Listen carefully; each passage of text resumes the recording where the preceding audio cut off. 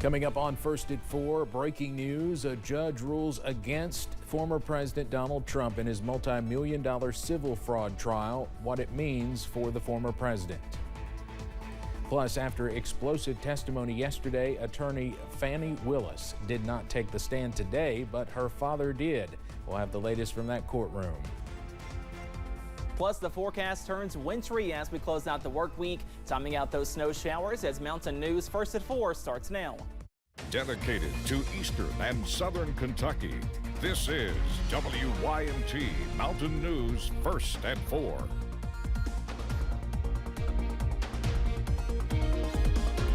Good afternoon, I'm Steve Hensley. First at 4, a colder start to the weekend means the rain moving in is going to eventually change to snow. Meteorologist Cameron Aaron is here with more on what to expect on this first alert weather day. Cameron.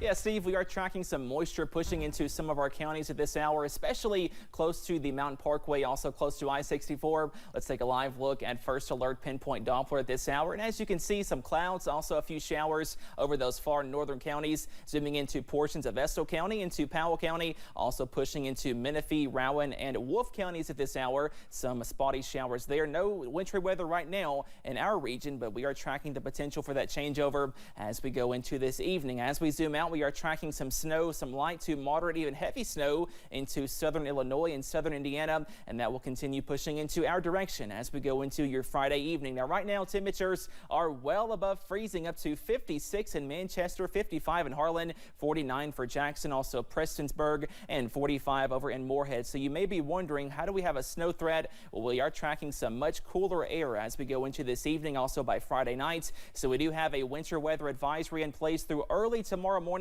for all the counties in this purple color, as we are tracking that rain to eventually change over to some snow, and that is why we have a first alert weather day in place as we are tracking that next snowmaker. Some accumulations, also some slick spots are on the table as we go into tonight. More details on that winter weather threat coming up in just a few minutes. Steve?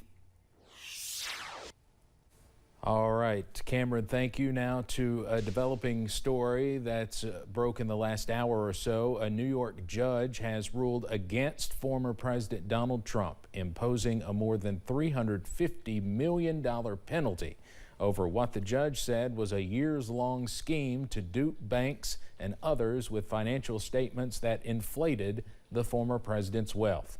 Trump has also been barred from serving as an officer or director of any New York corporation for 3 years. Judge Arthur Engoron issued his decision this afternoon after a 2.5-month trial. Trump argued this all along this was politically motivated and the judge was biased against him. We'll have much more about this coming up at 5:30. Meanwhile, there was a second day of testimony to determine whether Fulton County District Attorney Fani Willis should be removed from President Trump's election interference criminal case in Georgia. CBS's Nicole Killian has more on that from outside the courthouse in Atlanta. Fulton County District Attorney Fani Willis did not return to the witness stand today after the state said it had no further questions for her. But her father, John Floyd, did appear and defended his daughter. He talked about some of the threats that she faced in taking on the 2020 election interference case and said he did not know anything about the relationship that she had with Nathan Wade. Of course, this follows a very contentious hearing Thursday where Willis explained her personal relationship with the special prosecutor. This hearing was prompted by a January complaint from co-defendant Michael Roman, who, along with former President Trump, wants Willis disqualified and wants the case thrown out. Their attorneys allege Willis personally and financially benefited from her involvement with Wade, who was paid more than $650,000 by Willis's office as the pair took lavish trips to places like California, Florida, and the Caribbean. Willis said that she didn't see those trips as gifts and reimbursed Wade with cash. A judge is expected to rule in the coming days about whether she or Wade could be disqualified from the Trump case. Nicole Killian, CBS News, Atlanta. 2 people are dead following a shooting at the University of Colorado, Colorado Springs. The campus went on lockdown after police responded to reports of shots fired about 6 a.m. During their response, police found 2 people dead inside a dorm on campus and are investigating their deaths as a homicide. The circumstances surrounding the shooting are unknown. Police did say there is no known threat to the community, and this is believed to be an isolated incident. One Buchanan County, Virginia family is working to bring their family a new legacy, highlighting a piece of their past to honor some people who never got respect when they were living. WYMT's Buddy Forbes explains.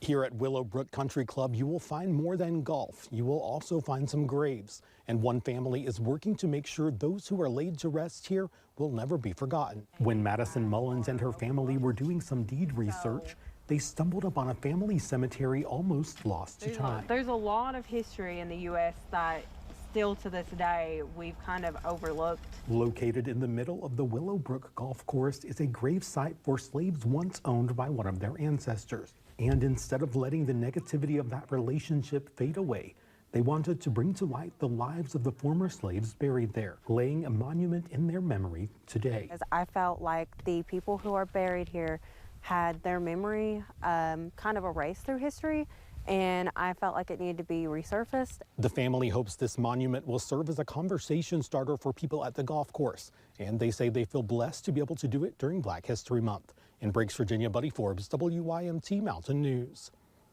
The cemetery, known as the Old Mullins Slave Cemetery, will now have a permanent reminder of at least 5 of the slaves who were buried there. We'll have more on that coming up at 6.